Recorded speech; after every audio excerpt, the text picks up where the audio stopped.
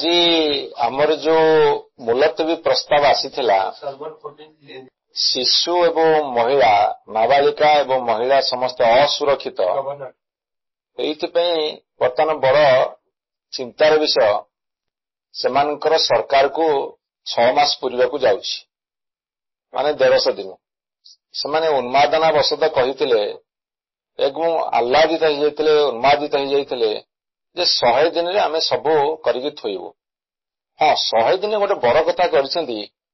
ଭୁବନେଶ୍ୱର ହେଉଛି ଓଡ଼ିଶାର ରାଜଧାନୀ। ଓଡ଼ିଶାର ରାଜଧାନୀ, ତାକୁ ସେ କ୍ରାଇମ କ୍ୟାପିଟାଲରେ ପରିଣତ କରିଛନ୍ତି।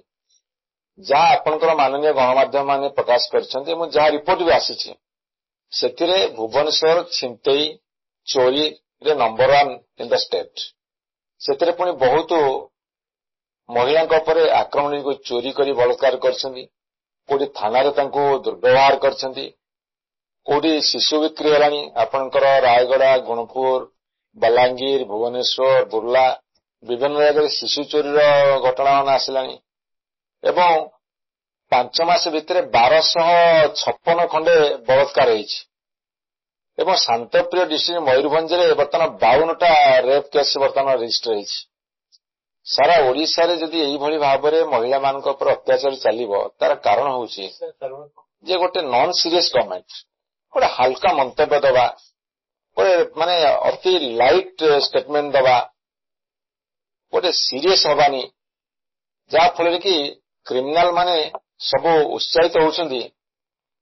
ତାପରେ କହିବେ ଗୋଟେ ଶିଶୁ ସରକାର, ଆମ୍ବ ଟାକୁଆ ଯାଉ ଖାଇଲେ କହିଲେ ସାମାନ୍ୟ ଘଟଣା, କୋଉଠି ମଦ ଚିକିଟିରେ ମଦ ମୃତ୍ୟୁ ହେଲେ କହିଲେ ଏଟା ଛୋଟିଆ ଘଟଣା।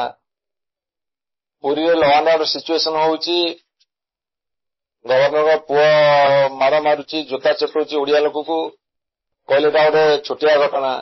ରଥଯାତ୍ରାରେ ଘଟିଯିବା ଘଟଣା ଛୋଟିଆ ଘଟଣା। ତେଣୁ ଏଇ କଥାରେ ଯେତେବେଳେ ସରକାର କହିବେ, ସବୁ କଥାକୁ ସିରିୟସଲି ନେବେନି ଏବଂ ସବୁଠୁ ବଡ କଥା ହଉଛି ଯୋଉମାନେ କ୍ରିମିନାଲ ମେଣ୍ଟାଲିଟିର ଲୋକ, ଯୋଉମାନେ ଆଟିଚ୍ୟୁଡ ସେମାନଙ୍କୁ ମାପି ଦଉଛନ୍ତି, ଏମାନେ କିଛି କରିପାରିବେନି। ଆଉ ଯିଏ ଯାହା କରୁଛି ଏମାନେ ତାଙ୍କୁ ମଧ୍ୟ ସାହାଯ୍ୟ କରୁଛନ୍ତି। ଆଉ ଗୋଟେ ସବୁଠୁ ବଡ କଥା ହଉଛି ତାଙ୍କର ତଳୁ ଉପରେ ଯଦି ତାଙ୍କର ଅଲ୍ ଡିଟେଲ୍ସ ରେକର୍ଡ ଦେଖିବେ, କେତେ ଥର ସେମାନେ ଥାନାକୁ ଫୋନ କରୁଛନ୍ତି, ପୋଲିସର ମନୋବଳକୁ ଭାଙ୍ଗିଲେନି, କହୁଛନ୍ତି ଆମେ ସରକାରକୁ ଆସିବୁ, ଆମେ ଯାହା କହୁ ସେୟା କର। ଏଇ ଯୋଉ କଥା ଗୁଡା କହୁଛନ୍ତି, ଯାହାଫଳରେ ପୋଲିସର ମନୋବଳ ଭାଙ୍ଗୁଛନ୍ତି। ପୋଲିସର ମନୋବଳ ଭାଙ୍ଗିଲେ କଣ ହବ, ଏଇଭଳିଆ ସବୁ ଅଘଟଣ ଘଟି ଚାଲିବ।